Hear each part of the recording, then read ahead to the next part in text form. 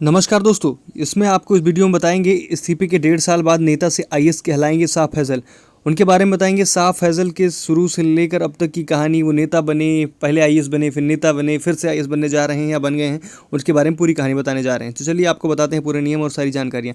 साल 2009 में आईएएस परीक्षा में टॉप करने वाले शाह फैजल इस्तीफा देकर पॉलिटिक्स में आए थे। उन्होंने पिछले साल जम्मू और कश्मीर में एक नया राजनीतिक दल बनाया, लेकिन सोमवार को अचानक अटकलों के बीच उन्होंने राजनीति भी छोड़ दी।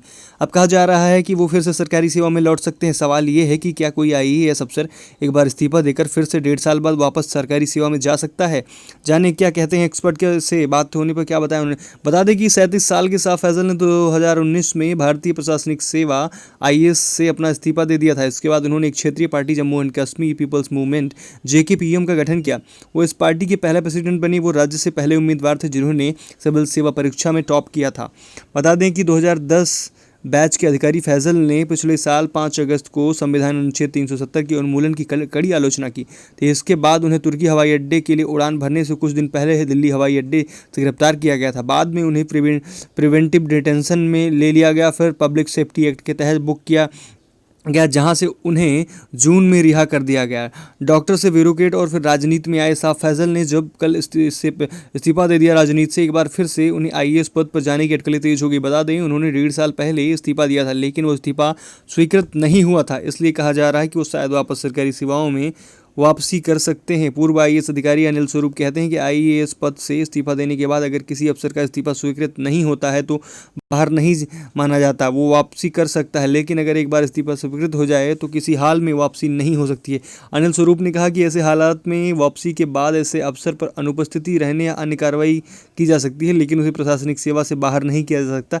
इस बारे में सुप्रीम कोर्ट के अधिवक्ता अशोक अग्रवाल कहते हैं कि अगर एक बार फिर किसी ऑफिसर ने पद से इस्तीफा दे दिया तो वो दोबारा परीक्षा के जरिए ही वापसी कर सकता है, ऐसा कोई गुंजाइश नहीं होती है। शाह फैजल की तरह एक उदाहरण बिहार के वर्तमान डीजीपी गुप्तेश्वर पांडे का है। उन्होंने 2009 में आईपीएस पद से इस्तीफा देकर राजनीति ज्वाइन की थी, लेकिन बाद में फिर से आईपीएस पद पर वापसी की। बताते हैं कि इस्तीफा देने के 9 महीने बाद गुप्तेश्वर पांडे ने बिहार सरकार से कहा कि वो अपना इस्तीफा वापस लेना चाहते हैं और नौकरी पर वापस आना चाहते हैं। नीतीश कुमार की सरकार ने इस्तीफा वापस कर दिया और गुप्तेश्वर पांडे की नौकरी में वापसी हो गई। हालांकि बिहार के कई अधिकारी इसे सर्विस रूल का उल्लंघन मानते हैं। कहते हैं कि चुनाव लड़ने के लिए वीआरएस लिया, नहीं लड़ पाए तो चुपचाप सर्विस में वापसी भी हो गई।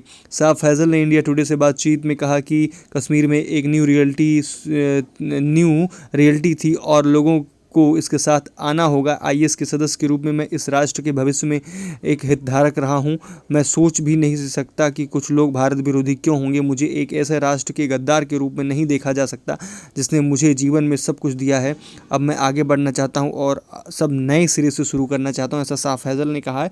आखिर उनके मन में क्या है, अंदर में क्या चल रहा है, वो कहानी तो हम नहीं जानते, लेकिन उन्होंने ऊपर से कहा कि मैं अब आगे बढ़ना चाहता हूँ। उन्होंने पुलिस पर भी कई सवाल उठाए थे, सरकार पर भी उठाए थे, 370 पर भी उन्होंने आलोचना की थी। सरकार और पुलिस पर भी वो सवाल उठा चुके हैं, आलोचनाएं करते रहे, लेकिन क्या ऐसे में उनकी वापसी होगी? क्या ये होनी चाहिए? आप क्या मानते हो? आप कमेंट बॉक्स में जरूर लिखें। क्या एक बार इस्तीफा देने के बाद राजनीति में जाने के बाद फिर से क्या आना अनिवार्य ठीक होगा? क्या सरकार को उस पर बदलाव करना चाहिए इन नियमों को लेकर? एक बार अगर जिसका हो गया है और वो छोड़ रहा है जानबूझकर नौकरी, राजनीति और कहीं ज़्यादा पैसा कमाने के चक्कर में या कुछ ज़्यादा लालच के चक्कर में कहीं भाग रहा है, बाद में फिर सोच के वापस आ जाए, तो फिर ये आईएएस से अच्छा पद क्या होता है? आपने अगर प्रशासनिक सेवाओं का पद देखे तो आईएएस से अच्छा कौन सा पद है इस देश के लिए? तो चलिए आपकी क्या राय है, आप कमेंट बॉक्स में जरूर बताइए। Thank you for watching. Bye bye, take care, thank you.